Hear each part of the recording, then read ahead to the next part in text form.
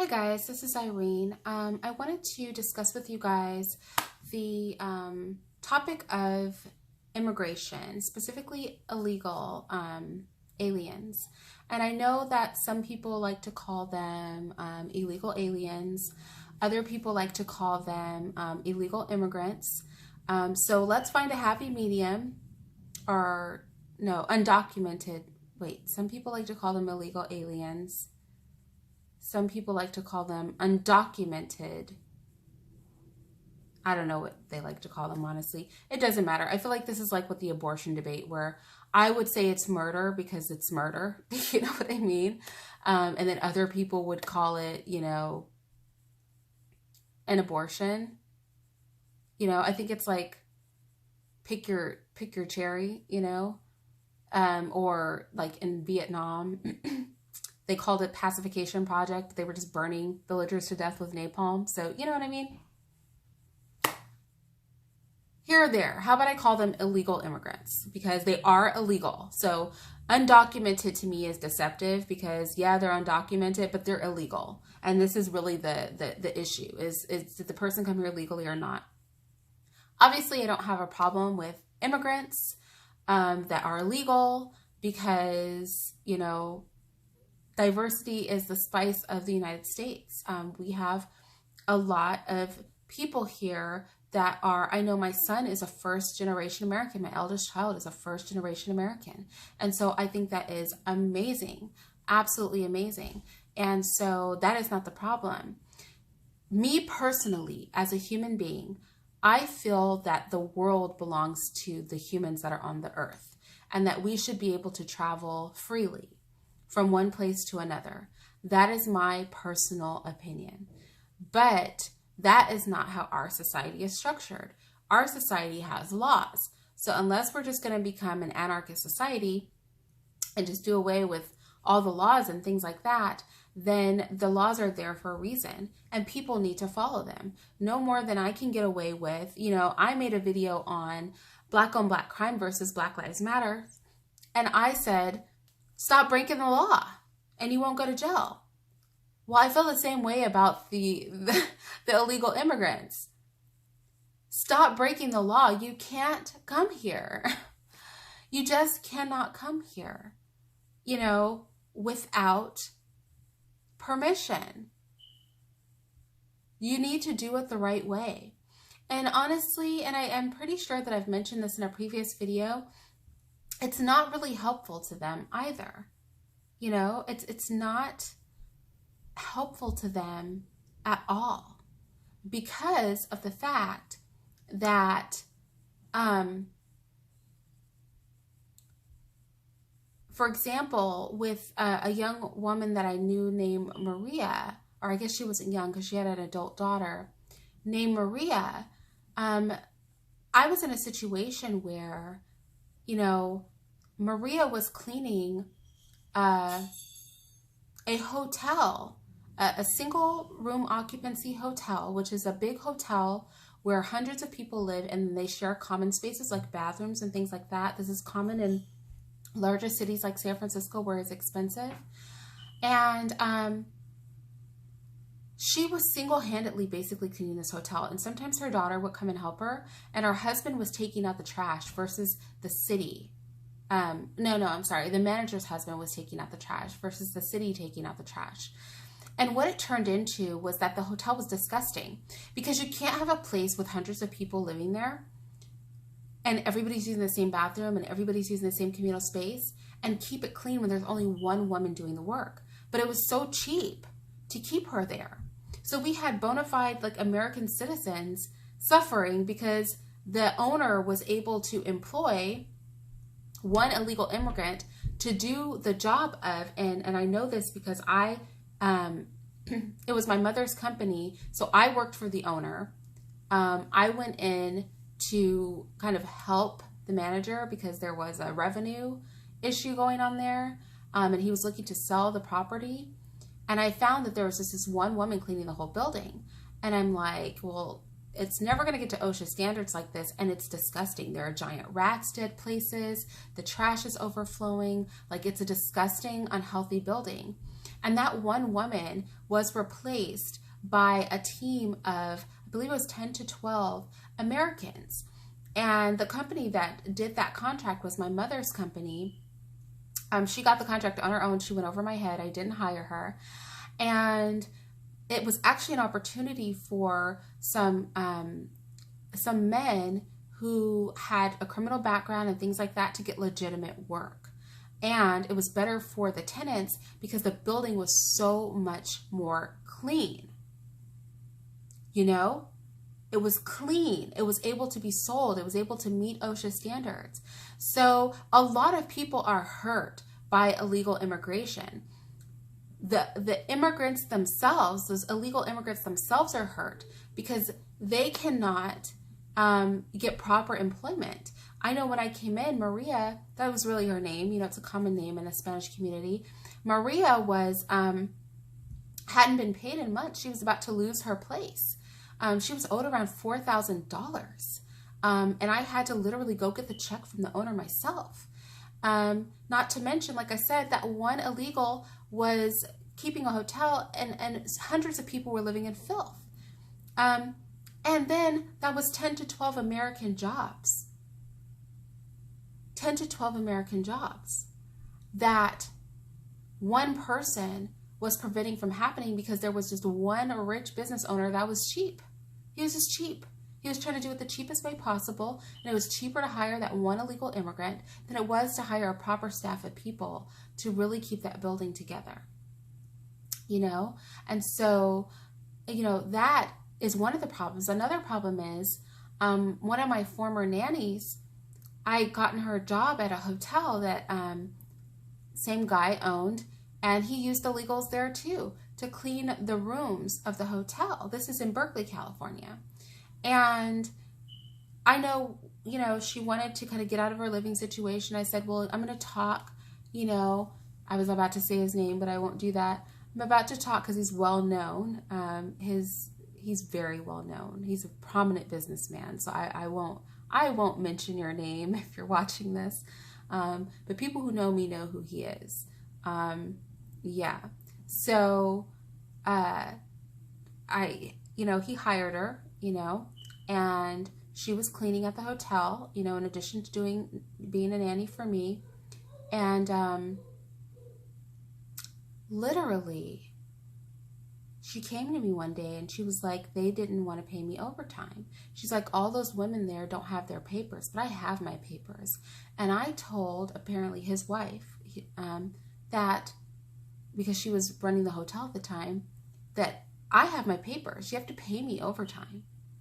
And again, exploitation, right? Because they don't have papers, so they cannot demand to be paid, you know, proper wages and things like that. And so it's not helpful to them. And it also was harmful to the legal immigrant that was here. The legal immigrant, simply because she was Mexican too, you know, they tried to not pay her just wages because they were getting away with paying all their other people who were illegals, you know, wages, you know, appropriate wages. So, you know, this problem runs far and long. Number one, we have to respect the laws of our country. We cannot expend, you know, monies protecting people who are not part of this country. You know, fighting on the behalf. We cannot vote based on people who don't even have the right to vote here. You know, people are literally asking American people to cast a vote based on the plight of people who came here through improper channels. And we cannot vote that way. Our laws mean nothing if we don't actually follow them. And the problem, and you know, I'm bringing up some new talking points, okay? The problem with illegal immigration is it hurts Americans in a very real way. And I just gave two examples. One illegal immigrant doing slave labor, basically cleaning a whole building. She's not getting paid. And the people, the American citizens in that building, are living in squalor. Her one job was replaced by 10 to 12 American citizens, people who, you know, wouldn't be able to get a job because jobs like that are undesirable, and people like them, ex-convicts, are undesirable. But that was a position that they could fill that was needed. But nobody cares about all those poor people living in that single room occupancy hotel, or the convicts who needed that job that one illegal was holding on to. And then, you know, in the other situation where we have a legal immigrant, and this is my real world experience, a legal immigrant who's actually being unjustly treated because her nationality, her original nationality, because she's American now, right? Her original nationality of being Mexican was tied to the other illegal, the illegal immigrants that were working in the same capacity as her, to where they were trying to stiff her, a legal immigrant, her right to be paid overtime, because they were getting away with not paying overtime for the others. And so, you know, big business is trying to make it sound like, or, you know, because let me say, this wasn't a small business owner. Again, I'm not going to say too much about him, but I'm going to say this. He's prominent, and the organization he represents has immense lobbying power here in the States. And this is regular practice, okay? They want to pay close to nothing. They want to pay slave wages. They don't want to pay overtime. They don't want to do health care. And so if they don't have to count employees because they are illegal, it saves them all kinds of money across the board. I have watched undocumented people and poor people be put in situations where they pulled asbestos, and real qualified people not be brought in until the building fills because of asbestos and it being a hazard and it having to be professionally removed. So this is, like, on many levels a problem. This is a revenue problem. This is a human problem. This affects the illegals that come here. They are getting shafted too. It's not like they're coming here and being treated great. We can't just allow people to cross our border with impunity. We cannot do that. We're going to have no border laws, or we're going to have some border laws. Just period. Now, am I with children being separated from parents? Not necessarily. I think there should be family facilities, at least for the women and children to stay together.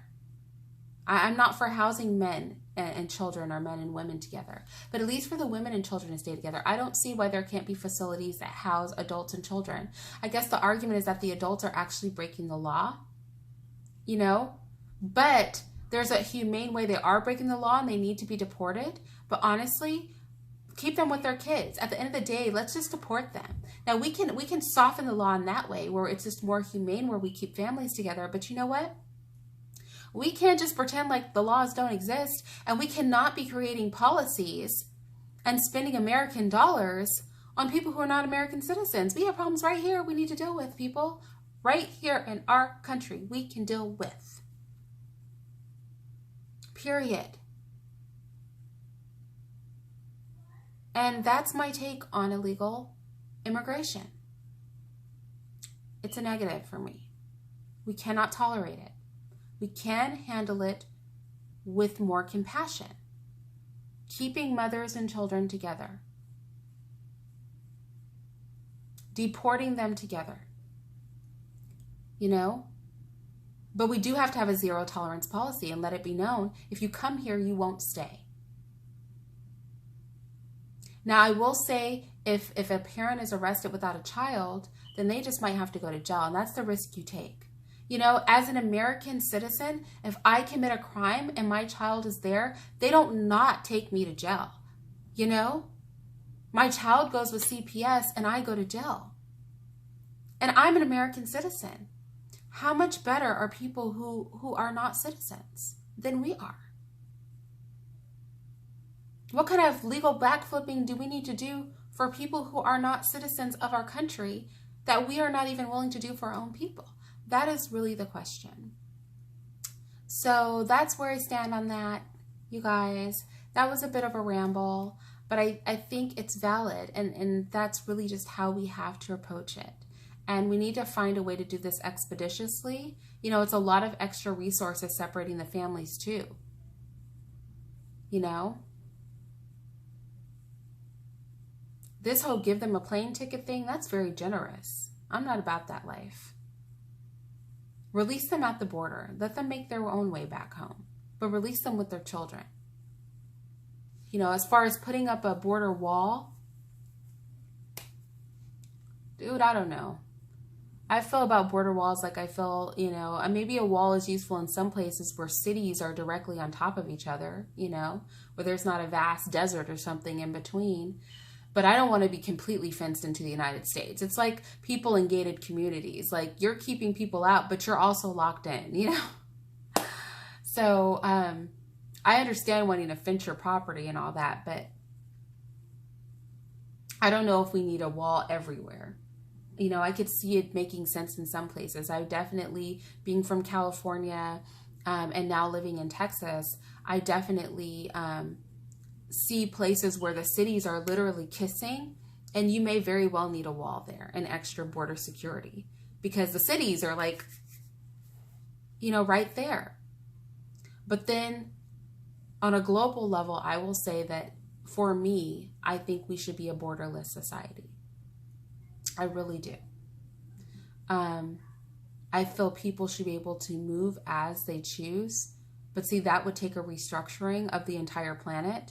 And so since we're not there yet, you know, and I'm not for New World Order restructure. Don't get carried away and crazy. Okay, I'm not for one world government restructuring. I'm just for freedom, you know. Do what you want, when you want to do it with your own life, as long as you're not hurting anybody. Kind of freedom. So if I want to pick up and cross a border, I should be able to pick up and move anywhere on this planet I want. That's all I mean. But from an American perspective, with the laws we have in place, I think we need to protect the laws we have in place. And I think we need to not give the impression that people can just come here and violate our laws and not be subject to the same, if not worse, penalties than those within the country suffer when they break the law. You know, I'm interested to hear what you guys have to say.